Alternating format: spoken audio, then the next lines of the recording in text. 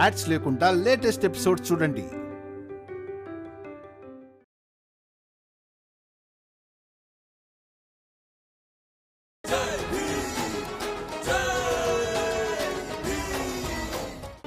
వీళ్ళందరూ వెళ్లడం మంచిది కాదని మీకెందుకు అనిపిస్తోందో? మీరందరూ ఇక్కడ మీ మీ సంసారాలు పెట్టారు, దాన్ని అందంగా అలంకరించుకున్నారు. అవును, దాన్ని వదిలేసి వెళ్లడం అంత తేలిక కాదు. కానీ జీవితంలో ముందుకు సాగుతూ ఉండడం మంచిది. అప్పుడప్పుడు ముందుకు సాగడం కోసం ఉన్న చోటును వదిలేయాల్సొస్తుంది. అందుకే మీరంతా ఆలోచించండి, అర్థం చేసుకోండి, చర్చించుకోండి. ఇక ఆ తర్వాతే నిర్ణయించుకోండి. కానీ మనోభావాలతో కాదు, వర్తమానాన్ని అంగీకరించి. అవును, ఇలా చూడండి, మీరంతా కూడా వచ్చారంటే సంతోషంగా వెళ్ళొచ్చు. లేదంటే ఏదో ఒక రోజు మేము దొంగచాటుగా వెళ్ళిపోతాం. చూడమ్మా, ఏదో ఒక రోజు నేను కూడా పారిపోతాను. అందుకే చెప్తున్నాను, మీరు కూడా మాతో పాటు వచ్చేయండి.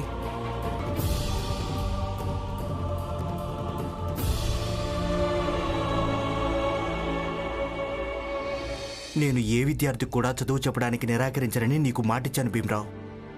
ఇక ఈ విషయం చదువుకు సంబంధించింది కాదు. నేను నీకెందుకు సహాయం చేయాలి? ఎందుకంటే మీరు నా గురువు కాబట్టి. ఎప్పుడైనా శిష్యుడు జీవితంలో ఏదైనా మార్గంలో ఇబ్బంది లేదా ఏదైనా సమస్యల్లో ఉన్నప్పుడు అప్పుడు గురువులే కదా తమకు మార్గదర్శనం చేస్తారు. అందుకనే ఒక శిష్యుడికి పూర్తిగా హక్కుంటుంది తను తన గురువుని సహాయం కోరడానికి. భీమరావు, ఈ ప్రశ్నకు ఒకవేళ నువ్వు నా శిష్యుడు అని జవాబు చెప్పుకుంటే నేను నీకు సహాయం చేసేవాడిని కాదు. ఇవన్నీ జరిగిన తర్వాత కూడా నువ్వు నన్ను గురువుగా భావిస్తున్నావంటే నేను ధన్యునయ్యాను. దీనికి నేను పరిష్కారం చెప్తాను. ధన్యవాదాలు సార్. ఈ సమస్యకు పరిష్కారం ఏంటో మీరే నాకు చెప్పాలి. భీమ్, ఈ సమస్యకు పరిష్కారం 2 రకాలుగా పోరాటం వల్ల లభిస్తుంది. ఒకటి, మీ ఇంట్లో వాళ్ళందరికీ అనిపిస్తుంది అగ్రిమెంట్ కూలీలుగా మారడం వల్ల వాళ్ళకు బోల్డ్ అంత లాభం కలుగుతుందని. వాళ్ళకు సాక్ష్యం చూపించి అందులో వాళ్ళకు బోల్డ్ అంత నష్టం వస్తుందని చెప్పు. ఒకవేళ వాళ్ళు తమ ఇల్లు కుటుంబాన్ని వదిలేసి అక్కడికి వెళ్తే వాళ్ళకి ఏమీ లభించదని. ఇక ఈ విషయం నువ్వు మాటలతో కాదు, సాక్ష్యాన్ని చూపించి చెప్పు.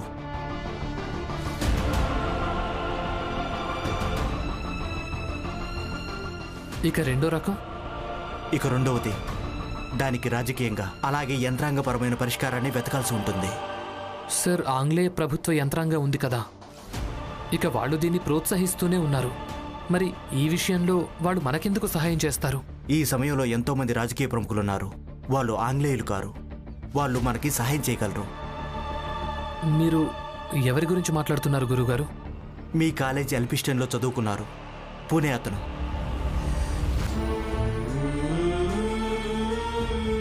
సర్వెంట్స్ ఆఫ్ ఇండియా సొసైటీని స్థాపించినవాడు. ఆయన పేరుని ఒక గొప్ప సమాజ ఉద్ధారకుడు రూపంలో తలుచుకోవడం జరుగుతుంది. ఆయన మనకు సహాయం చేయగలడు. మన కాలేజ్లోనే చదువుకున్నారా? అంటే దీని అర్థం ఆయన నాకు సీనియర్ అవుతారు. ఎవరికి తెలుసు, తన జూనియర్కు సహాయం ఇంకా శ్రద్ధతో చేస్తారేమో. ఇంతకీ ఆయన ఎవరు సార్? అలాగే ఆయన పేరేంటి? గోపాలకృష్ణ గోఖలే.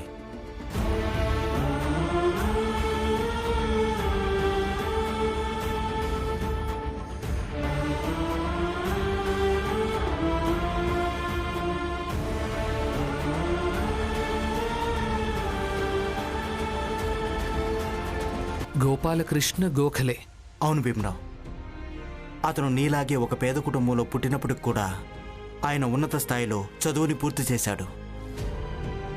ఇక జూన్ 12, 1905 పూణేలో the servants of India society పేరున ఒక సంస్థను స్థాపించాడు. అవును, ఈ the servants of India society అంటే ఏంటి గురుగారు? ఇలా అనుకో భీమరావు, నువ్వు ఏ ఆలోచనతో మీ ఊరు నుంచి బొంబాయికి చేరావో ఆ ఆలోచనలు కార్యాచరణ పెట్టే పనిలో ఈ సొసైటీ పనిచేస్తుంది. ఇక అందరూ ఏమంటారంటే గోపాలకృష్ణ గోఖలే తన విషయంలో చాలా శ్రద్ధాభక్తులు చూపిస్తుంటారు. గోఖలే సాహెబ్ గారు, the servants of Indian society seminar ఎల్లుండి పూణేలో ఉంది. మనం ఈరోజు సాయంత్రం లేదా రేపొద్దునే బయలుదేరాల్సి ఉంటుంది. మీరు ఎలా చెప్తే మేము అలాగే ఏర్పాట్లు చేస్తాం.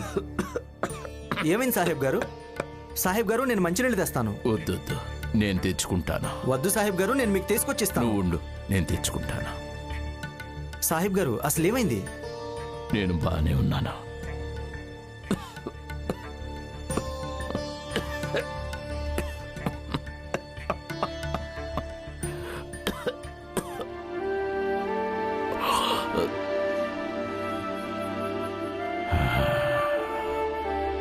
గోకుల సాహెబ్ గారు, మీరు బాగానే ఉన్నారా? నేను బాగానే ఉన్నాను. సాహెబ్ గారు, నేనేమంటున్నానంటే ఒకవేళ మీరు చెప్పారంటే సెమినార్ను వాయిదా వేయొచ్చు. ఎందుకంటే మీ ఆరోగ్యం 2 రోజులుగా అంత బాగాలేదు. వద్దు, అంత అవసరమేం లేదు. నాకంటే నా సంస్థ చాలా ముఖ్యం. నా కలలు, అలాగే ఈ దేశానికి స్వాతంత్రం తేవాలన్న నా ప్రతిజ్ఞ. ఇక స్వాతంత్రం ఆంగ్లేయుల నుంచే కాదు, జాతి మత విభేదాల నుంచి కూడా. ఒకవేళ లక్ష్యం గొప్పదైనప్పుడు, పోరాటం పెద్దదైనప్పుడు, కేవలం ఆరోగ్యం వంక పెట్టుకొని ముఖ్యమైన పనులేవి దాటివేయటానికి వీల్లేదు. మీరు నా ఆరోగ్యం గురించి బెంగపడకండి. రేపు పొద్దున్నే పూణేకి బయలుదేరుదాం. మనం వెళ్ళడానికి మీరు ఏర్పాట్లు చేయండి. అలాగే సాహెబ్ గారు. ఇక భీమరావు, నువ్వు ఏ భావాలతో ఉంటావో, చిన్న పెద్ద మతాలన్నీ చెదిరిపోవాలని గోపాలకృష్ణ, గోకులే దానికోసమే పనిచేస్తుంటారు. ఇవన్నీ వింటుంటే చాలా సంతోషంగా ఉంది. ఈ సమాజంలో ఇంకొందరు కూడా ఉన్నారని, వాళ్ళు కూడా జాతి మతాలను చెరిపివేయాలనుకుంటున్నారని. నేను ఆయన్ని కలవాలనుకుంటున్నాను. అలాగే నాకు దగ్గర బంధువు ఒకరున్నారు. అతను ఆయనకు చాలా దగ్గర. తను ఆయన్ని పరిచయం చేయగలరు. తర్వాత నువ్వు కావాలంటే నీ ప్రశ్నలన్నిటికీ ఆయన దగ్గర సమాధానం పొందొచ్చు. సరేనా? పదండి గురువుగారు. మీరిక్కడున్నారా? నేను ఎప్పటి నుంచో వెతుకుతున్నాను. ఏమైంది? లక్ష్మి అక్కకు ఉన్నట్టుండి అనారోగ్యం చేసింది. మీరింటికి రండి. భీమరావు, నువ్వు ముందు ఇంటికెళ్ళు. నువ్వు ఇంటికి వెళ్ళడం చాలా ముఖ్యం. నేను ఆయన ఒకసారి కలిసి మాట్లాడి చూస్తాను. పద. ఉండు.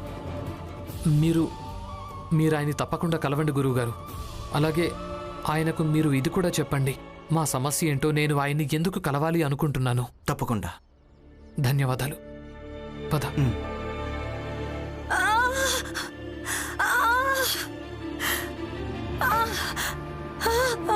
వదనా, మీకు అసలు ఏమైంది? తనని ఎందుకు ఇక్కడ పడుకోబెట్టారు? హాస్పిటల్ తీసుకెళ్దాం, పదండి. వద్దు వద్దు వద్దు, నాకు ఆసుపత్రికి రావాలని లేదు. భీమ్, తనకి ఎప్పటి నుంచో చెప్తున్నాను, కానీ నా మాట వినడం లేదు. అయితే ఇప్పుడు వాళ్ళ భీమరావే వచ్చేసాడు కదా, తను వద్దు నొప్పించి తీసుకెళ్తాడు. ఎలాగో వాళ్ళ నాన్న దగ్గర చాలా డబ్బుంది. వదనా, మీకేమీ కాదు. మేము ఇప్పుడే మిమ్మల్ని హాస్పిటల్కు తీసుకెళ్తాం. వద్దు వద్దు వద్దు, నాకెక్కడికి రావాలని లేదు. నన్ను గిర్మెంట్ కూలీగా మారనివ్వండి చాలు. నా ఇంటిని వదిలేసి విదేశానికి వెళ్తే ఏ బాధ కలుగుతుందో కలిగినా పర్లేదు, కానీ ఇలా అత్తయ్య అనే దెప్పి పొడుపులు వినాల్సిన అవసరం ఉండదు కదా.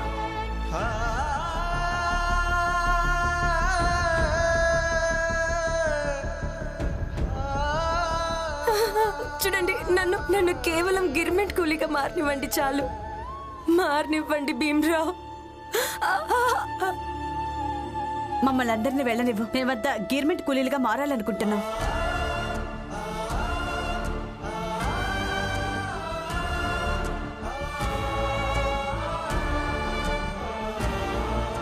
అవును భీమ్, మమ్మల్ని అందరినీ వెళ్ళనివ్వు. మేమంతా గిర్మెంట్ కూలీలుగా మారాలనుకుంటున్నాం.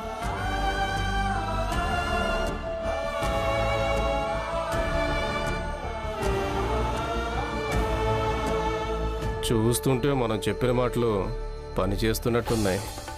చూడు హితేష్ అన్న, వీళ్ళంతా భయపడిపోయి ఉంటారు. ఒకవేళ మనం దొంగచాటుగా వెళ్ళిపోతే వీళ్ళంతా ఎవరి దగ్గర ఉంటారని. ఇక అందుకనే మనతో కలిసి రావడం తప్ప వీళ్ళ దగ్గర ఇంకొక మార్గం కూడా ఏమీ లేదు. చూడండి, మీరందరూ కలిసి నాకు నచ్చ చెబితే దాని అర్థం నేను వింటాననైతే కాదు. ముందుగా నేను మిమ్మల్ని వ్యతిరేకించాను. నేను ఈ రోజు కూడా మిమ్మల్ని వ్యతిరేకిస్తూనే ఉన్నాను. చూడు, నువ్వెన్నైనా చెప్పు, మేం మాత్రం గిర్మెంట్ కూలీలుగా మారి వెళ్ళిపోతాం. ఇక నేను మిమ్మల్ని వ్యతిరేకిస్తూనే ఉంటాను, పోరాడుతూనే ఉంటాను. అయితే పోరాడు, నీకు నచ్చినట్టే చేసుకో. రేపు కోర్టులో తీర్పు తర్వాత నువ్వు ఎలాగూ ఏమి చేయలేవు. ఇక పోరాడడం సంగతి తర్వాత. కోర్టు తీర్పు రేపు మధ్యాహ్నం వస్తుంది. రేపు మధ్యాహ్నం కావడానికి ఈ రోజు రాత్రి అలాగే రేపు ఉదయం మిగిలే ఉన్నాయన్నయ్య.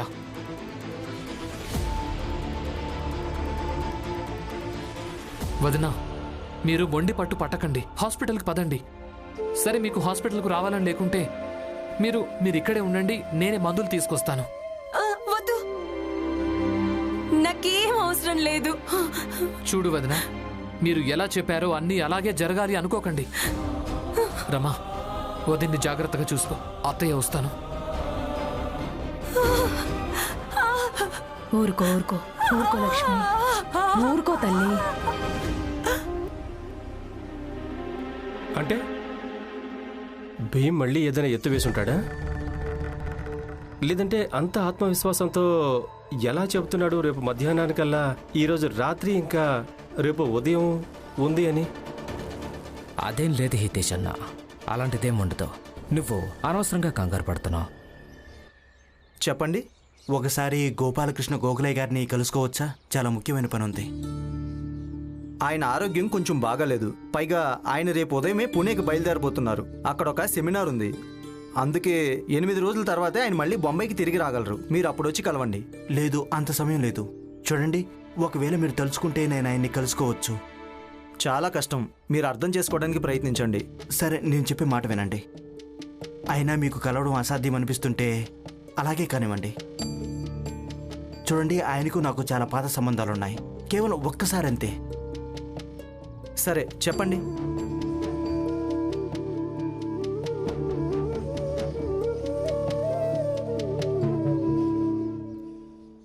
అయ్యగారు, ఇప్పుడు మేమందరం వెళ్ళడానికి సిద్ధపడిపోయాం, కానీ ఆ భీమ్రావు ఇప్పుడు మళ్ళీ ఏం కొత్త నాటకం మొదలుపెట్టాడో ఏంటో.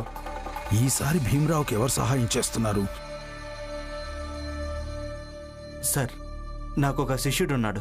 మన ఎల్పిస్టన్ కాలేజీలోనే చదువుకున్నాడు. మీరు చదివిన కాలేజీలోనే. నేను కూడా అక్కడే చదువు చెప్తున్నాను. ఏదో కారణంగా అతను ఇక్కడికి రాలేకపోయాడు. కానీ ఈ సమయంలో తనకు మీ సహాయం కావాలి. సహాయమా? ఏం సహాయం? అగ్రిమెంట్ కూలీల గురించి చెప్పాలనుకుంటున్నాడు. సార్, మీకు తెలిసిందే కదా, అగ్రిమెంట్ కూలీలు ఒక రకంగా పాత పద్ధతి. అందులో అగ్రిమెంట్ పేరుతో అమానవీయ పనులకు హోదా అనే పేరు పెట్టడం కూడా జరిగింది. సరిగ్గా అలాగే మా వీధిలోని కొందరి విషయంలో కూడా జరిగింది. వాళ్లతో కూడా అగ్రిమెంట్ కాపీల మీద వేలిముద్రలు వేయించుకోవటం జరిగింది. వాళ్ళంతా వీళ్లకు కేవలం అబద్ధపు బంగారు కళలు చూపించారు. సార్, నేను వాళ్ళందరినీ ఆపడానికి చాలా ప్రయత్నం చేశాను. అయినా వాళ్ళు వినలేదు. న్యాయస్థానానికి వెళ్లారు. ఇప్పుడు విషయం ఎలా ఉందంటే సార్, న్యాయస్థానంలో బహుశా మా కేసు బలహీనపడిపోవచ్చు. బహుశా మేము ఓడిపోవచ్చు కూడా. కానీ ఒకవేళ మేము గనక ఓడిపోతే వాళ్ళందరి జీవితాలు కేవలం ఒక బానిస కూలీలుగా మారి మిగిలిపోతాయి. మిమ్మల్ని విజ్ఞప్తి చేసుకుంటున్నాను, కేవలం మీరే ఈ విషయంలో మాకు సహాయం చేయగలరు సార్.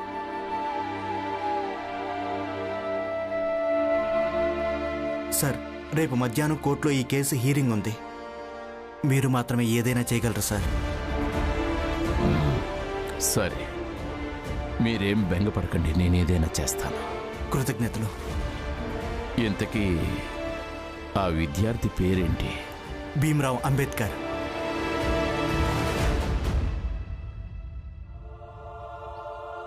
మీరంతా ఒక పని చేయండి. ఓడ ఇప్పటికీ తీరంలో నిలబడే ఉంది. ఇప్పటికిప్పుడే బస్తీ వాళ్ళందరినీ రమ్మని ఇక్కడి నుంచి బయలుదేరండి. నేను వెనక్కి చెప్తాను ఓడను బొంబాయికి దూరంగా తీసుకెళ్ళమని. మిగిలింది బాల భార్య, అలాగే ఆ లక్ష్మి, వాళ్ళని పోరాడివ్వండి. వాళ్లను ఆ మూర్ఖుడు భీమరావుతో పోరాడివ్వండి. ఇక మేమంతా న్యాయస్థానంలో చెప్పేశాం, మీరంతా అగ్రిమెంట్ కూలీలుగా మారి వెళ్లాలనుకున్నారని.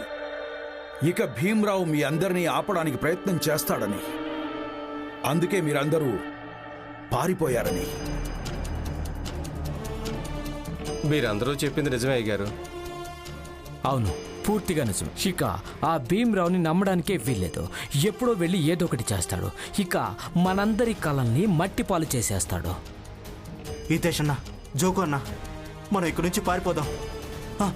పదండి.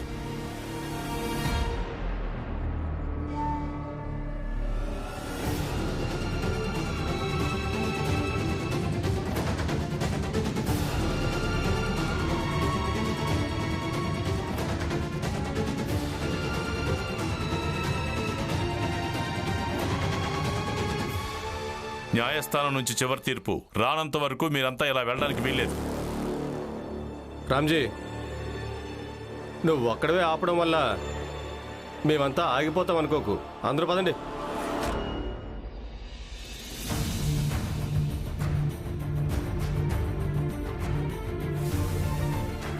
దీపక్ వాళ్ళ అమ్మ కదా మీరు కూడా వీళ్లతో పాటు వెళ్తున్నారా? మీ కొడుకు దీపక్ భీమ్ను ఆదర్శంగా తీసుకుంటాడు కదా. అయినా పూలియా, నువ్వు కూడానా? వెళ్ళకండి, వెళ్ళకండి. ఒకవేళ వెళ్ళాలనుకుంటే భీమ్ ఎదురుగానే వెళ్ళండి. భీమ్కు తెలియకుండా వెళ్ళొద్దు. భీమ్ను ఓడించి వెళ్ళండి. చూడండి, నేను మిమ్మల్ని వేడుకుంటున్నాను, విజ్ఞప్తి చేసుకుంటున్నాను. మీరిలా వెళ్ళకండి. మీరేం చేయబోతున్నారో మీకు తెలియడం లేదు.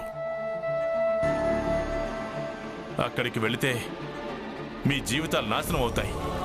ఇక అన్నిటికంటే ముఖ్య విషయం ఏంటంటే అక్కడ మిమ్మల్ని కాపాడేవాళ్ళు కూడా ఎవరు ఉండరు.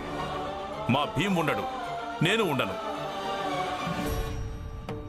అలాగే ఈ ప్రచండ దేవ్, నరోత్తమ్ జోష్ కూడా ఉండడు.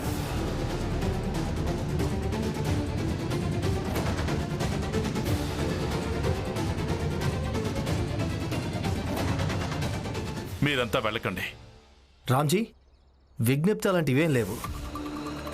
చూడు, వాస్తవాన్ని చూసి దాన్ని అంగీకరించు. ఆ రోజు ఎవరెవరో భీమ్ని సమర్థిస్తూ వచ్చారో ఈరోజు వాళ్లే భీమ్ని వ్యతిరేకిస్తున్నారు. ఇదే వాస్తవం రామ్జీ.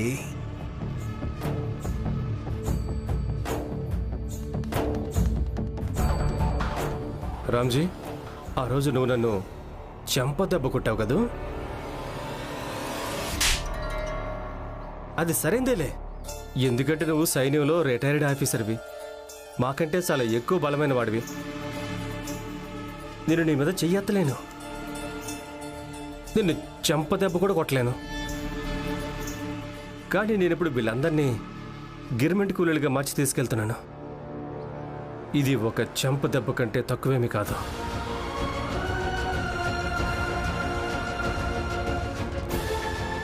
ఇక దీని దెబ్బ నీకు, అలాగే నీ కొడుకు భీమ్రావుకు శాశ్వతంగా గుర్తుండిపోతుంది.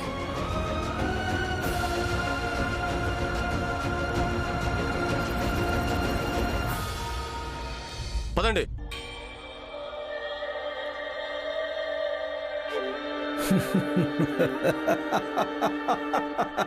ఏ రామ్జీ, ఇదే మీ చిన్న జాతి వాళ్ళ తలరాత, మార్చలేనిది. నువ్వు అనవసరంగా దీన్ని మార్చాలనే ప్రయత్నం చేస్తున్నావు, అర్థమైందా?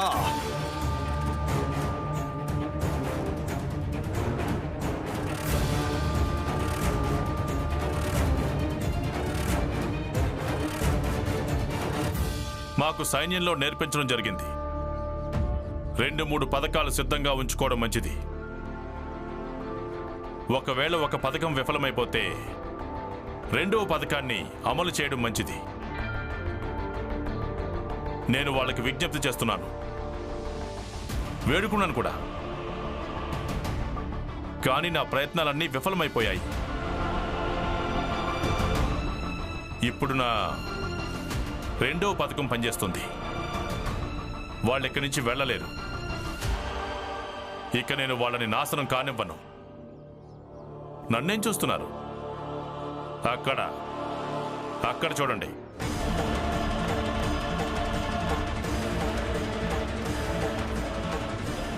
మీరంతా ఇలా వెళ్ళడానికి వీల్లేదు. రేపు కోర్టులో వాదనుంది. ఇక కోర్టు తీర్పు రాకముందే వెళ్ళడం చట్ట ప్రకారం నేరం.